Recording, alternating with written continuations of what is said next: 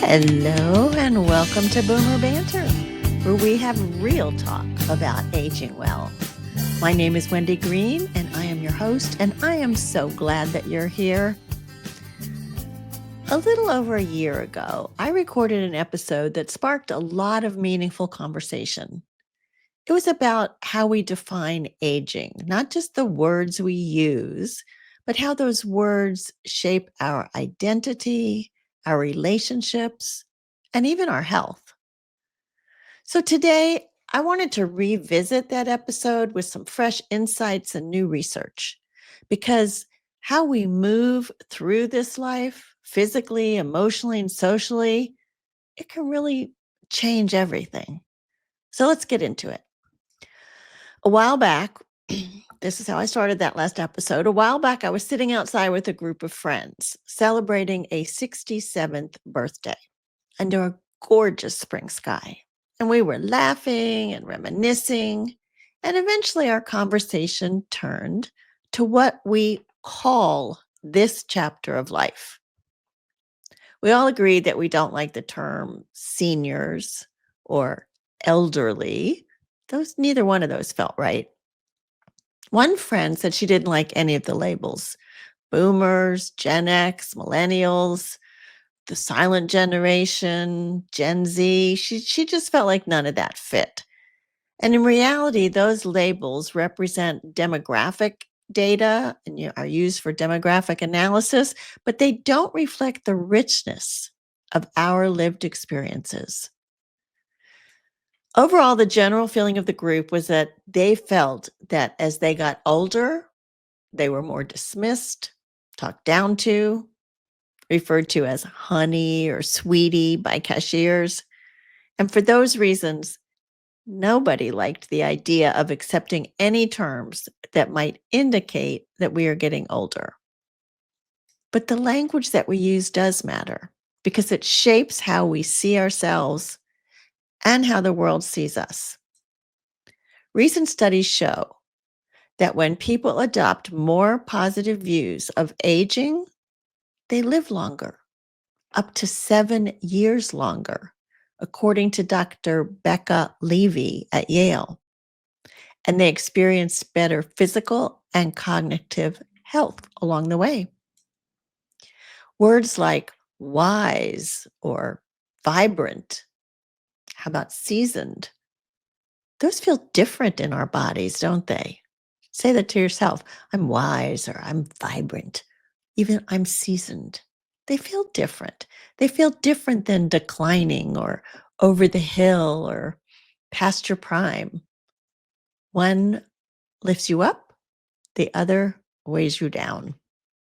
In my lifetime, I have been involved in the struggles of human rights, women's rights, children's education, voters' rights, many things over the years. But taking on ageism was not something that was in my plan. In fact, I realize now that I was ageist myself without even recognizing it. When my parents moved into a continuing care community probably 20 years ago, I felt uncomfortable when we would go to the dining room and I would see everybody coming in and with walkers or in wheelchairs. And I think really what it was deep down, I feared that future for myself. And that fear, that discomfort, that's not unusual, but it's also rooted in a limited and often biased view of what aging looks like. And culturally, the philosophy of the boomer generation really didn't help us with that image of aging.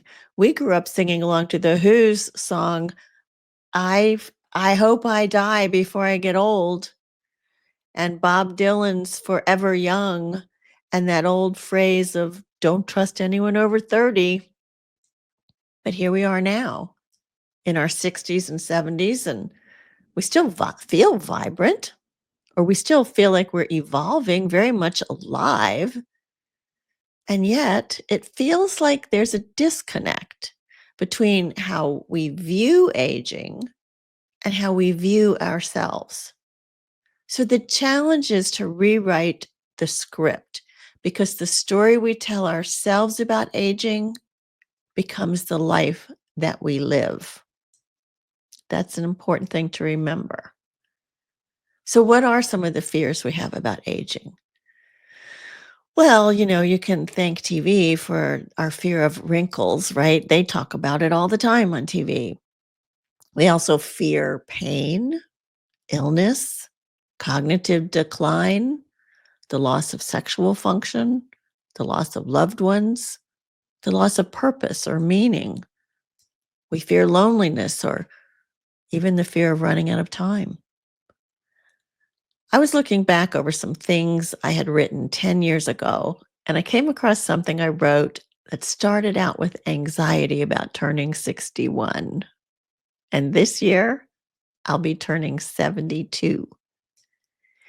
And when I wrote about how I was feeling about turning 61, I saw that I was focusing on things that had not turned out the way I thought they would or the way I thought they should. And I realized that part of our nature is to dwell on the challenges and on what is hard or not working. I don't know why we do that, but we do that. And I also realized that the more I focused on those things that are hard or not working, the larger they became in my perception. So I decided to make a conscious effort to turn this around. And I decided in my 61st year to begin a journal for a year of living gratefully. My plan was to write every day about things I was grateful for and also to notice if focusing on gratitude was helping to turn my perception from seeing challenges to seeing possibilities, from feeling sadness to finding some inner peace. Ralph Waldo Emerson said, cultivate the habit of feeling and being grateful for every good thing that comes your way and give thanks continuously. He added, though, because all things have contributed to your advancement, you should include all things in your gratitude. Wait, what? What does he mean, include all things? Is he saying I should focus on and be thankful for things that seem hard and uncomfortable? Well, as I thought about that question and his quote, the answer I came to is yes. The things that are hard or uncomfortable are learning opportunities if we look at them that way. So, of course, I would be grateful for opportunities to learn even while I was not necessarily enjoying the learning process. So, what were some of the gratitudes I wrote down at 61? I wrote that I was grateful for music. When I feel down, I have realized that if I turn on the music, it lifts my spirits. It works every time. And I wrote that I was grateful for good, shady parking spots in South Carolina summers. When you find this shady parking spot in South Carolina in the summertime, it is something to be grateful for. I also wrote about being grateful for family and good friends, for warm showers and cooling rains, morning coffee, a good book. I wrote about being grateful for the time I spend with my children and grandchildren. I didn't make the full year of writing every day, but I still find this practice valuable and useful, especially when I feel fearful or sad or uncertain. In coaching, we have a practice where we ask clients to write down 3 things a day that they're grateful for, anything, big or small. The practice of gratitude will help you shift your perspective. It is not always easy to find something to be grateful for when you're feeling down, and you may just realize that you're grateful for not having to think of more than 3 things. but I promise you over time, it will make a difference. So why not try it? Try it today. Let me know what 3 things you are grateful for today. So now I want to shift and talk about our mindset of aging and why it matters more than we realize. For decades, we have been fed a steady diet of messages that equate aging with decline, physically, mentally, and socially. But newer research shows that our beliefs about aging are not just attitudes, they are predictors of our outcomes. Dr. Becca Levy's work at Yale shows that positive aging beliefs can lead to better memory, faster recovery from illness, and a lifespan that's up to 7 years longer. She found that people who expect aging to be a time of learning, purpose, and vitality actually experience more of those things. There was also a study done at Harvard. It's called the Harvard Study of Adult Development that echoes this. This study started in 1938, and it followed 2 groups of men, Harvard sophomores and boys from inner city Boston. For over 85 years, it tracked physical health, career, relationships, and psychological well-being. And researchers concluded that the people who aged most successfully were those who maintained positive emotional coping styles, essentially what we call a growth mindset. Specifically, those who viewed challenges as opportunities, words matter, challenges and opportunities to grow, aged better mentally and physically. People who stayed curious, emotionally open, and adaptable, they had stronger relationships, better health, and even greater longevity. And most surprising is that the positive mindsets were more predictive of aging well than cholesterol levels or income. It's kind of stunning, isn't it? So, how do you shift your mindset? Well, first, you have to notice that inner dialogue. Are you telling yourself, I can't do that anymore? Or are you asking, how could I do that differently now? Second, are you curious?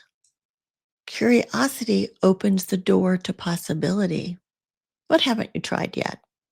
What old story might you want to retire because it's not working for you anymore? What did you used to like to do that you're curious? Maybe you could bring that forward again. And finally, you surround yourself with people and stories that lift you up. Mindset isn't just individual, it's contagious.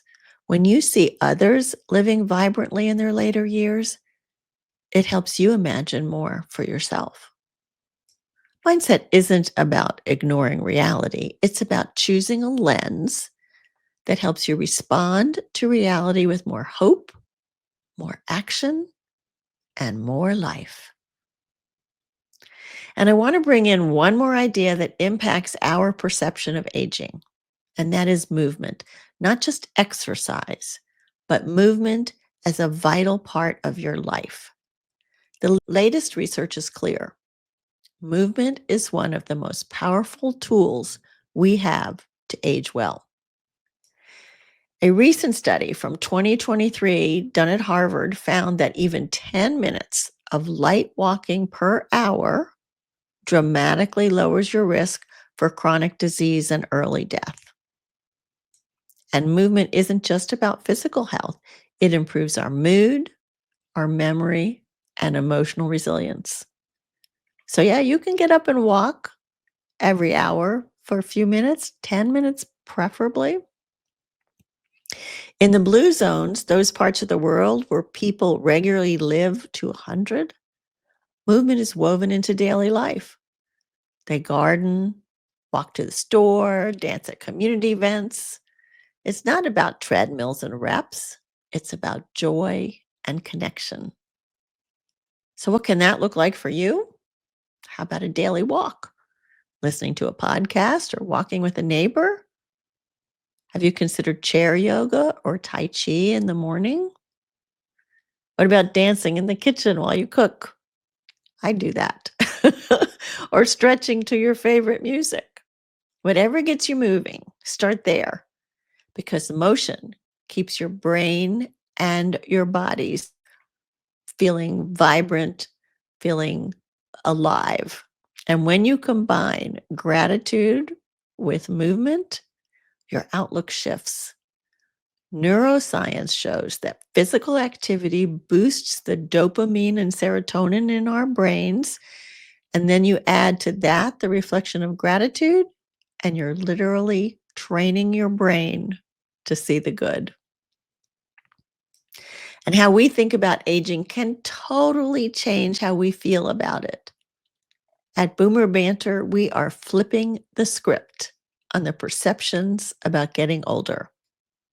Aging isn't just about our changing bodies. It's a whole mix of physical, mental, and social perceptions. And for a lot of us, shifting from seeing it as a decline to seeing it as a chance for new opportunities can totally breathe fresh life into our later years. Whether it's trying a new hobby or finding folks who get you or just being grateful for what you've got, there's so much you can do to make your later years fulfilling. It's all about changing how you see things and taking those first steps towards a future full of endless possibilities. I want to close with a quote from Simon Sinek. He wrote the book Start With Why, and he said, "We have no choice. We must all die. How we live, however, is entirely of our choosing."